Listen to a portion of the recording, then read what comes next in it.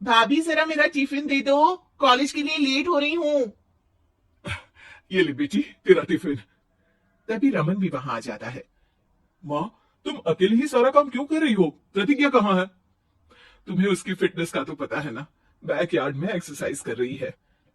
Fitness और exercise वगैरह ठीक है, लेकिन उसे घर के काम में तुम्हारी मदद भी तो करनी चाहिए। अरे ठीक है, सीख जाएगी। जब तक मैं हूं तुम्हें किस बात की फिक्र, हाँ? इसके बाद रमन और उसकी बहन दोनों घर से निकल जाते हैं और सास घर के कामों में व्यस्त हो जाती है। वहीं दूसरी तरफ प्रतिज्ञा अपनी एक्सरसाइज पूरी करके थकी हुई गार्डन में ही बैठ जाती है। उफ, आज तो पूरे 2.5 घंटे एक्सरसाइज कर ली। Now I am tired.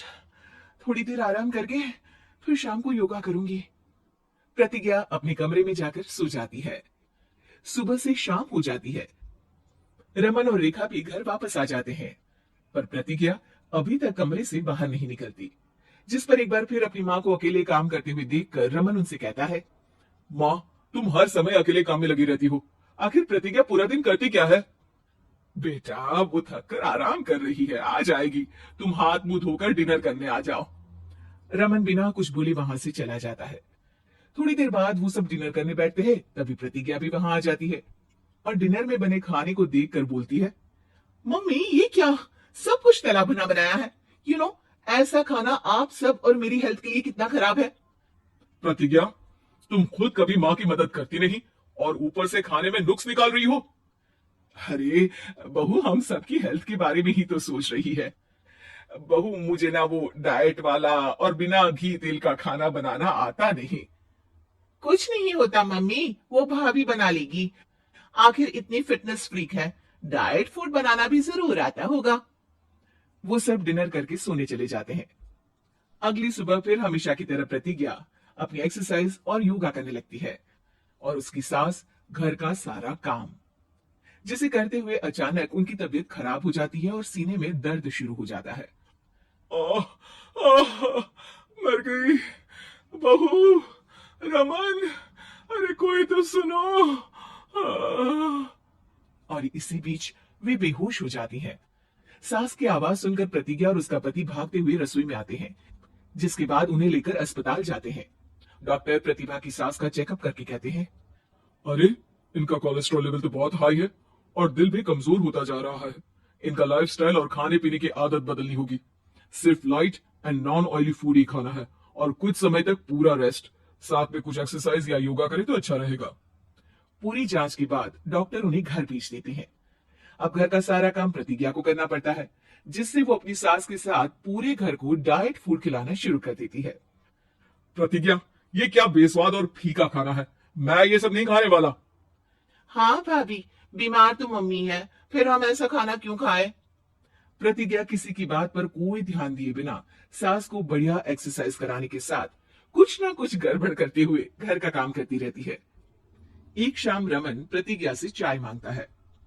ये लीजिए, पर मैंने इसमें चीनी थोड़ी कम डाली है। रमन चाय पीता है और तुरंत ही उसे दोबारा कप में पलट देता है।